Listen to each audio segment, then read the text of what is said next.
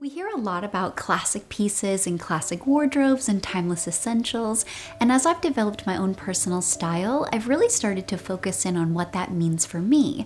And one of the things that I've learned, and one thing that I've really tried to work at the last couple years, is making sure that I'm curating a classic closet that doesn't feel dated. So finding that sweet spot between timeless and tired. And I found that a couple things that I'm able to tweak and have totally within my control allow me to build a closet that I can enjoy for many years, but still refresh it so that everything feels current and in line with the trends and in line with how I'm evolving as a person.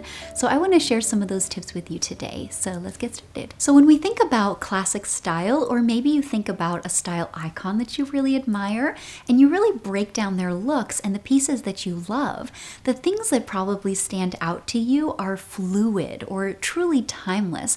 They don't feel tied to any specific decade. And using that type of thinking for your own personal style can be really helpful. So the first thing I want to talk about is your hair.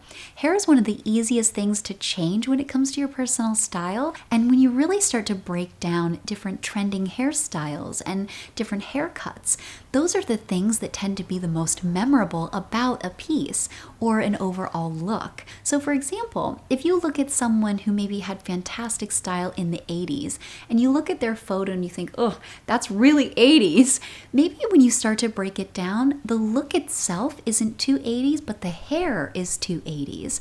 So for that time period, they would have felt really current. But if you're looking for now and 2022, having a really 80s style hair would make the rest of your outfit feel really 80s.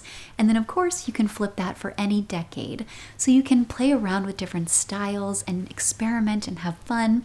And when it comes down to it, the easiest way to wear your hair in order to make it feel the most authentically you is in its natural state, where it really wavy or curly or fluid or straight, however you have it naturally, you can always turn to that.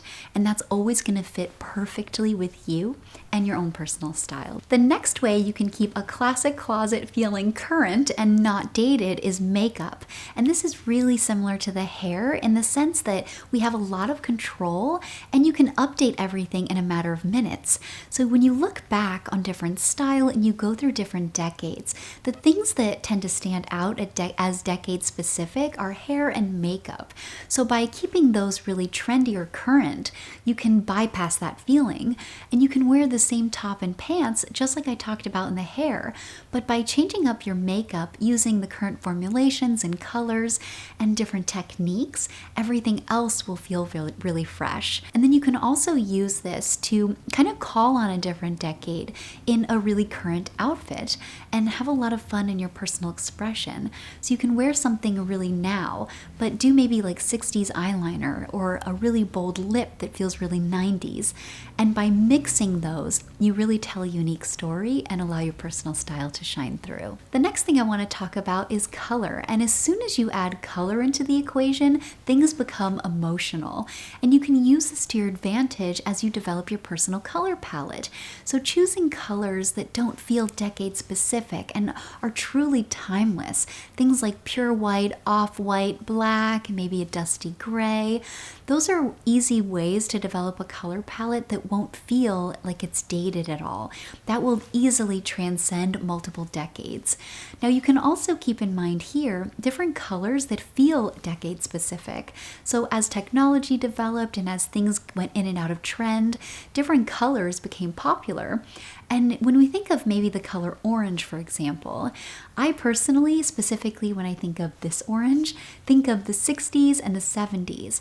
So if I wanted to add this color into my color palette, I would choose it in cuts that were really classic to avoid it from feeling too 60s and allowing me to mix and match and keep things current.